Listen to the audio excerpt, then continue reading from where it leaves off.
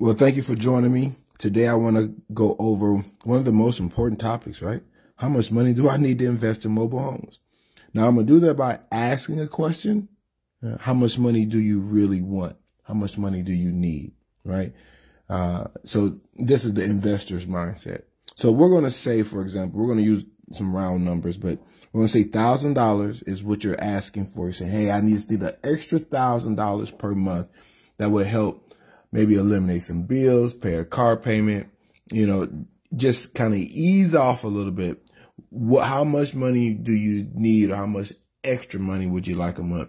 So we're going to use the mobile home investment as the vehicle to get there. So what's needed? You're going to need, the number one thing you're going to need is a relationship with a park owner. It's the number one thing you're going to need, hands down. Number one thing you're going to need is a relationship with a park owner. So, and the reason for that we'll get into. Number two, you're going to have to fully understand the fixed fill and flow system. And we're going to jump into that as well to cover how much money you need. So pretty much two things: how much money down, and how much a month are the two big questions that your tenants are going to ask. So we're going to jump straight over into the calculator, see how all these numbers actually work.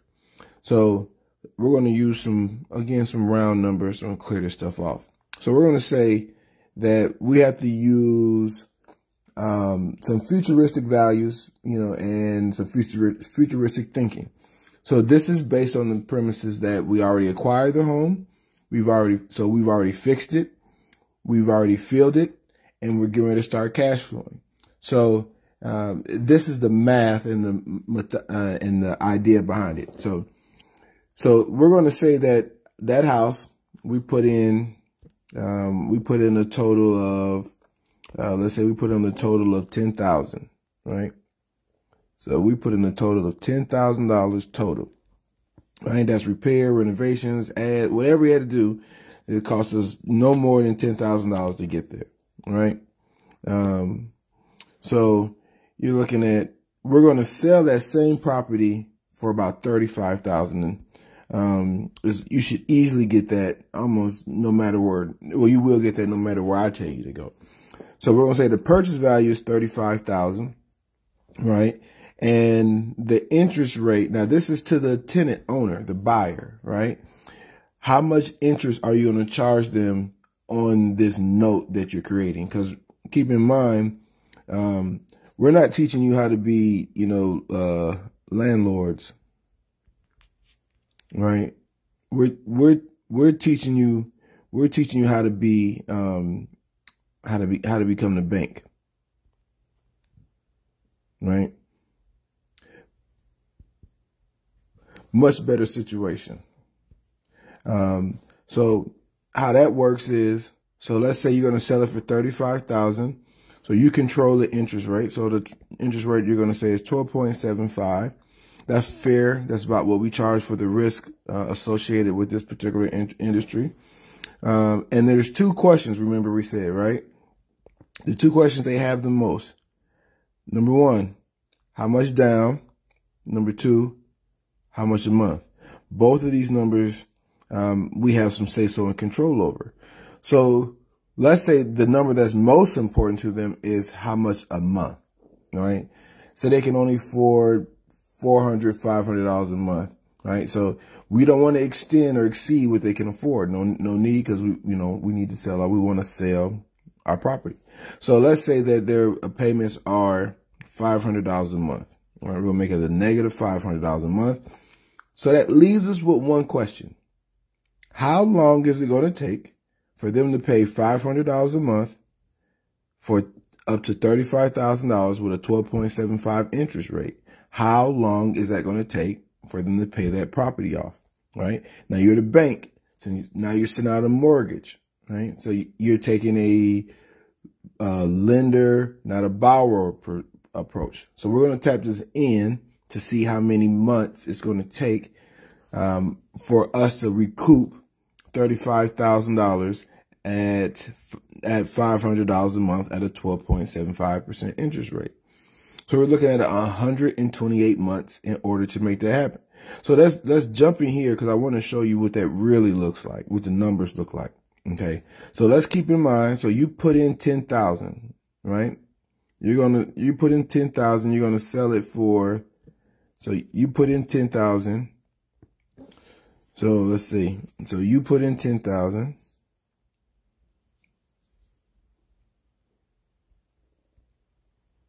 So you put in 10,000 and the cost was, and you're going to resell it for 35, right? You're going to resell it for 35. So that gives you I say an immediate profit, but an observable profit of what? 25K, right? So you're looking at, you put in 10,000, you're going to sell it for 35, right? But the question is how you're going to sell it, because most people aren't going to have the $35,000 to give you cash so you can walk away with a $25,000 check. So what happens? So you're going to take payments, and those payments are going to be based off those numbers we just calculated. So if they're going to say, okay, I can do $500 a month, right? Now I usually require about 20% down. So 20% down of 3,500 is 7,000, right? Yeah. So they're going to put $7,000 down. So this is a month, and this is down. So they're going to put $500, they're going to pay $500 a month, they're putting $7,000 down. Now keep in mind, if they put $7,000 down, that $7,000 has to go somewhere. So where does that $7,000 go?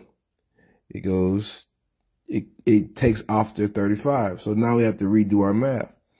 Right, so now we say, okay, so instead of it being $35,000 on the purchase value, let's minus that by 7,000. So now we're looking at let me say 26.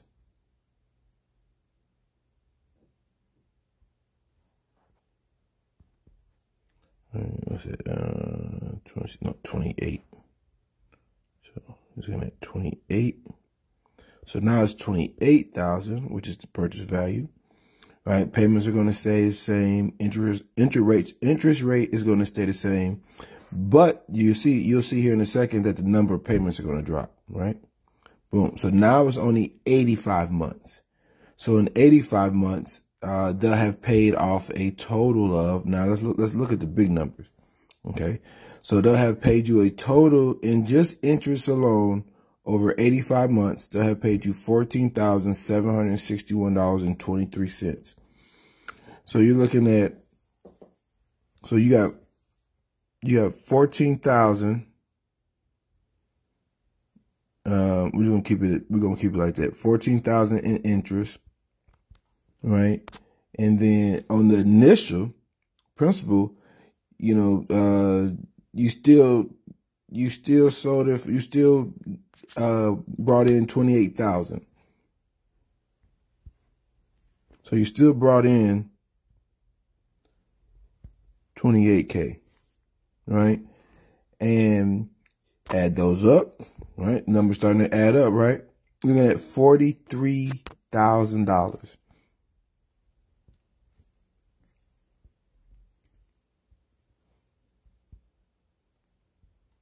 So at $43,000, remember, you only put in 10,000. That means that you made $33,000. I said, woo, that's good. That's great. That's amazing. Yes, you should be excited. You should be really freaking excited. But you say, but hold on. I'm still out $10,000, right? And I'm only making $500 a month. Okay. There's a calculation called, right? You may have heard this. Cash on cash return. right? And what your cash on cash return is how much money you put in versus how much money you make annually, right? So let's say that you put in 10,000, right? So you put in 10K, but you're pulling in, let's see, 5,000 times 10, 5,000. So you're pulling in $6,000 a year, right?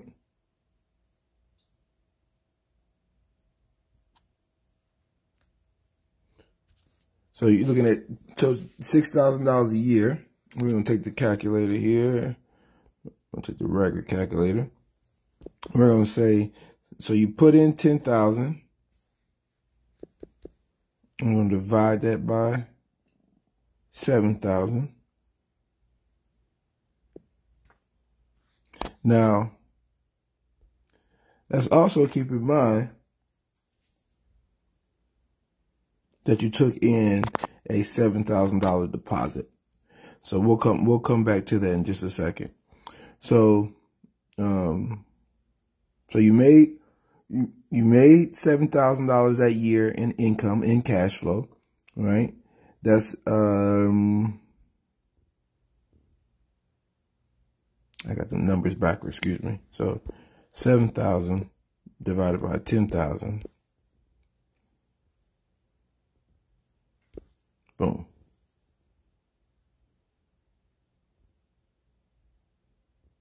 Then you bring this over. So it's at about a 70% cash on cash return, right? So you're looking at, so at a 70% cash on cash return, I want you to do your math in your other industries and your other avenues of investing. What type of cash on cash returns are you getting? So what does this mean in layman's terms, right? This means if you take 12 months, right, you've put in $10,000. If you're making $500 a month, how many $500 a month do you need for you to get all your money back, right? So that's simple math. So we'll say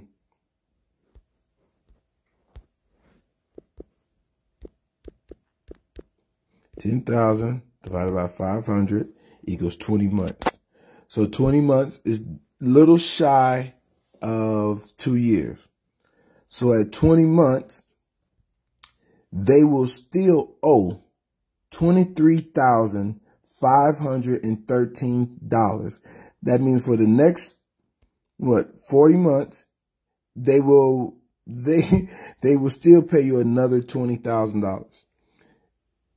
This is one of the best investments that I've ever been in, and the reason why I jumped it in the first place.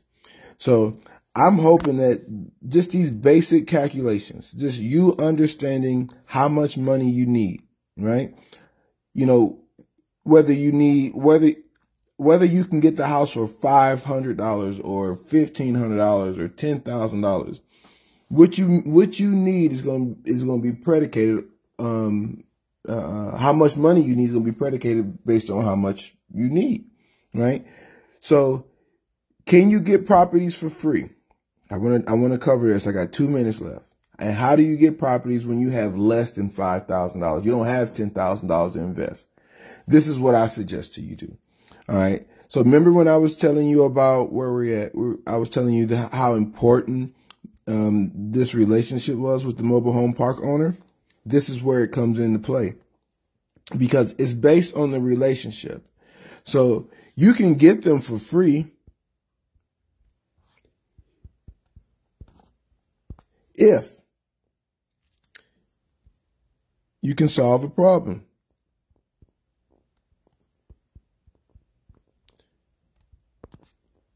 So what's that problem, right? If you can solve the problem of them having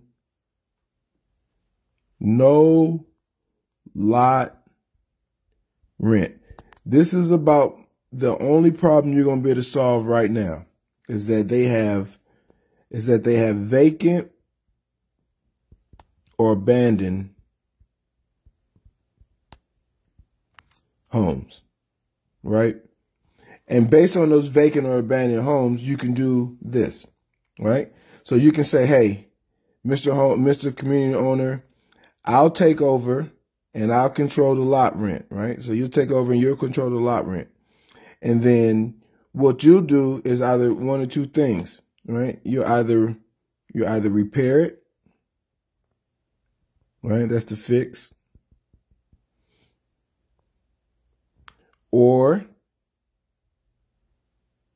you'll sell it to someone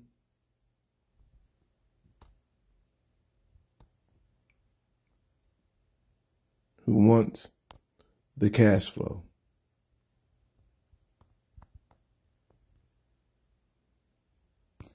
So you sell it to someone who wants the cash flow, you fix it and repair it, or, you get real creative. There's a lot of different things you can do as far as what you're talking to with a vacant property, because your whole idea is to get someone in there. So yes, you can fix, fill, and floor it for yourself. Yes, you can sell it to you can acquire that and sell this system and sell this strategy to someone and let them cash flow.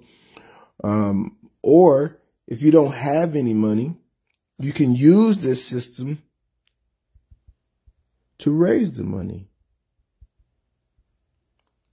Because we have a proven system, it works. So the only thing you have to do is locate the deal. And once you have the deal, which is the vacant, right? Which is the vacant or abandoned houses. Now you got to do is either decide whether you're going to fix and repair them, you're going to wholesale it, sell it to someone else, or are you going to raise the money in order to get this done? Now there's one last option, right? And that I'm going to talk about. So I'm going to go down here a little further. There's one last option I'm going to talk about.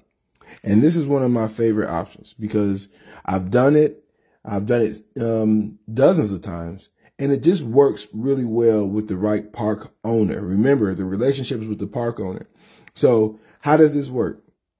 So let's say, for example, the park owner has a vacant property that they need to get rid of, right? Or they need to fill, right? So right now we have a backlog, right? So we got a high demand and a very low inventory. And this is on new homes.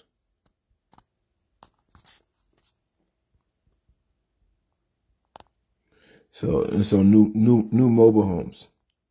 So with high demand, low inventory, and a backlog, right? This is why we're able to help them in the first place. So we'll take this information and say, hey, park owner, this is what we'll do. I know what's important to you is the lot rent, right? The lot rent is extremely important to them. Remember that. That's why they need you, is to cover that lot rent. So what we'll do is we'll take care of everything, right? You come up with the money to fix it all, and then we'll split the profits. You keep the lot rent, right? You split the profits from the home, and they'll keep the remainder for the lot rent, right? So you'll be making free money, pretty much, right? Because they'll have paid for the labor, they'll have paid for the material, right? And they'll probably have paid for the acquisition. And that's tenant acquisition at that, right? So if that's the case, you just got a property for free. Now we've done this. I've shown some videos, and I'll make reference to it as well. But this is a very simple way for you to create cash flow for yourself. So hopefully this has been helpful, right? Now you understand how to calculate the deal. You know how much you should be charging. You know how much interest rate, what your interest rate could be. You understand how to calculate deposits. You understand how to look at the amortization and understand how much interest you're going to make. You are dag near there an investor in mobile homes. Only thing you're missing is the actual mobile home, right? So how much do you need? How much do you have? Do you have $10,000 laid away? Do you have $5,000 laid away? 30? Do you have zero laid away? There's a method for all of this madness. You know, we didn't create it. I didn't create it. We just followed the model that worked for us. Mr. Lonnie Scruggs did a very good deal, very good job on his Deals on Wheels book for us, and showed us how to get all the deals we needed, showed us the proper documentations that we kind of needed at the time. We got better documentations now, but all that was very useful. So I've kind of exceeded my 20 minutes. So bless y'all. And I'm hoping this will be very beneficial for you. So bless you.